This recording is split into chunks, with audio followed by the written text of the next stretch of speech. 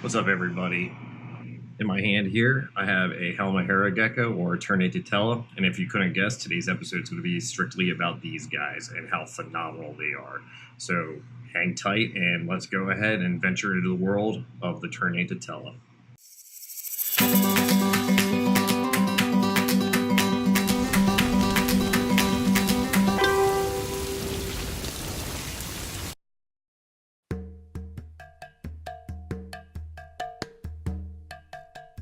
So this video, I've been waiting to do this for quite some time, but for a lot of different reasons, I haven't done it. One of the reasons is because these guys are not very well known at all. And there's a lot of misinformation or speculative information on the internet about these guys, especially when it comes to their care. And another reason why the original two that I had initially bought were not doing so well. Now they're starting to make a comeback, which is great. This guy right here, his name is Hanzo, and he's a captive bred Ternatotella. Let's go ahead and start off this right and just do some background information about these guys. They were discovered in 1887 by a British-Belgian zoologist. His name was George Albert Bollinger, and he had given this species the name Gera marginata.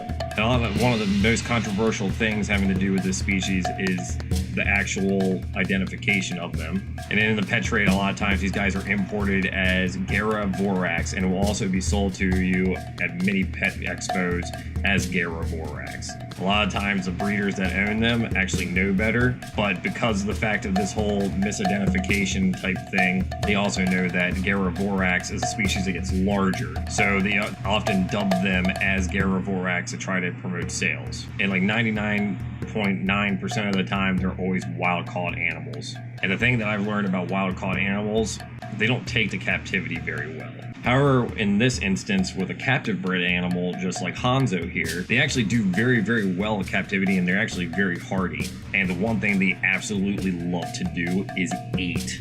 And they eat a lot. This is actually one thing I absolutely love about this species is how much they eat. Very, very aggressive eaters. The common name of this species is actually the Ternatotella. But in the pet trade, a lot of people will call these guys Halmahera geckos. And now part of that whole controversy, as I said before, that technically the Gera vorax most of the time is known as the true Halmahera gecko, from what I have read in multiple different articles.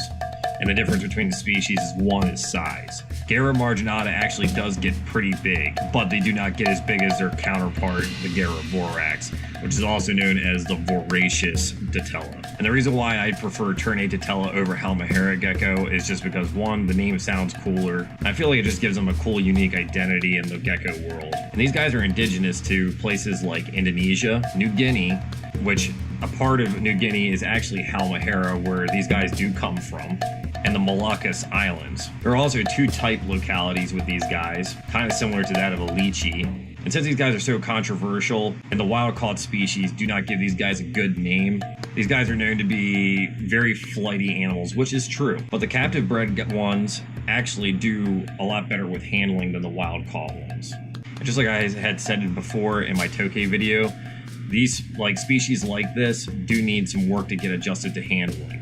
But just because I am telling you that I enjoy handling these guys does not mean that the gecko actually enjoys being handled. No species of gecko likes being handled. And that's just from personal experience and just common knowledge. It's a huge misconception with pet reptiles that they all enjoy being handled, and 90% of the time it's not the case.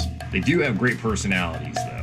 This species actually has a great array of different coloring, from dark greens to light greens, creamy yellows, and even fire up to a really dark brown, almost like a chocolate color. And generally they're usually seen with these really stunning, beautiful green eyes. But there's also a mutation out there where some of them actually have blue eyes. And from what I can find on the internet, like I said before with these guys, there's not a lot of information out there. It's very hard to figure out if that's just a type locality mutation or one that's being seen a lot more often in captive bred breeding, which does not happen pretty much almost at all.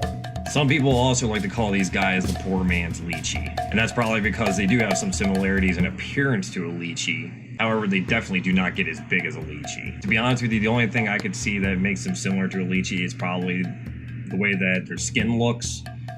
They have these awesome like belly curtain type things. It's pretty cool. But when it comes down to the other parts of this animal's characteristics, they're more similar to that of like tokay geckos and day geckos. And more so even with day geckos because of the fact that they have this really cool defense mechanism where they actually slough off a piece of their flesh to try to get away from a predator. So that's why also with handling, you probably should never ever really rough handle these guys at all.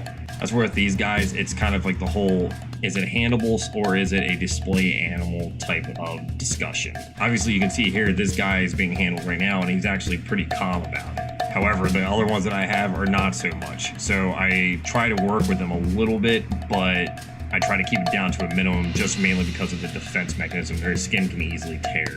I also like their feet here. They have like big mitten-like hands with these cool hook appendages on them, which help them grip a lot better to porous surfaces. And just like a lot of arboreal geckos, these guys also have toe pads too, so they can climb surfaces like glass. Now, however, these guys are considered one of the largest species of geckos in the world. Like I said before, they do not get as big as lychees, their cousin the Megaroborax, or tokay geckos. A lot of people also don't understand what defines making an animal the largest animal, and that has to do with weight. And of course, I'm talking about a natural weight. With lychees, they can reach up to like 500 grams. That's what defines them as the largest species of gecko. Versus another species like the Uroplatus fimbriatus that gets really long, but does not outweigh anything. So if anything, that gecko would probably be considered one of the longest geckos. These guys average in around 11 inches in length, but they can also reach 13 inches. I can't tell you exactly how much they can weigh up to, but I'm sure it would be similar to that of maybe a tokay gecko, even though tokay geckos get bigger than this.